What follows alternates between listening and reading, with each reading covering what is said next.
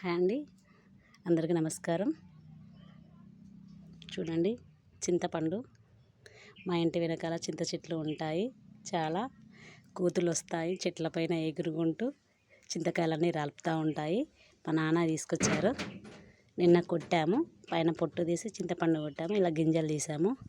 ఈ పైన ఉండే ఈ నార ఉంటుంది కదండి, ఇది ఉంచుకుంటే చింతపండు పుచ్చు రాకుండా ఉంటుంది, నీట్గా ఉంటుంది. ఇలా కొన్ని డేస్ అట్లా మధ్య మధ్యలో ఎండకి ఎండబెట్టేసి ఒక ప్లాస్టిక్ బాక్స్లో స్టోర్ చేసుకొని ఫ్రిడ్జ్లో పెట్టుకుంటే మనకు 1 ఇయర్ అయినా కానీ చాలా ఫ్రెష్గా ఉంటుందండి. మేము లాస్ట్ ఇయర్ కూడా అలానే చేసాము. ఇప్పటికి ఇంకా ఫ్రెష్గానే ఉంది. ఆల్రెడీ కొంచెం బాక్స్లో చిక్కులు ఇలా ఎండకు పెట్టేశాను. కొంచెం మనకు సమ్మర్లో చాలా వరకు బెటర్ అండి. ఏమైనా ఉంటే కొంచెం ఇట్లా ఎండకు పెట్టుకోవడం, పుచ్చు రాకుండా ఉండడానికి ఇలా చేసుకుంటాం కదా. చిక్కుడుకాయలు ఇవి అనుకోకండి, ఇవి కొన్ని మాత్రమే. ఇంకా మాకు చెట్టు ఉంది పెద్దగా. ఈ చెట్టు అంతా ఈ బుధవారం వరకు తీసేస్తాము. ఎందుకంటే ఉగాది పండగ ముందు చిక్కుడు చెట్టు ఇంటి ముందు ఉండొద్దు అని అంటారు. అది సాంప్రదాయం అంట.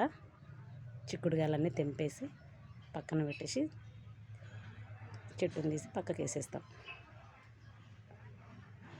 మీరు కూడా చింతపండుని ఇలా ఎండకు పెట్టేసి నారతో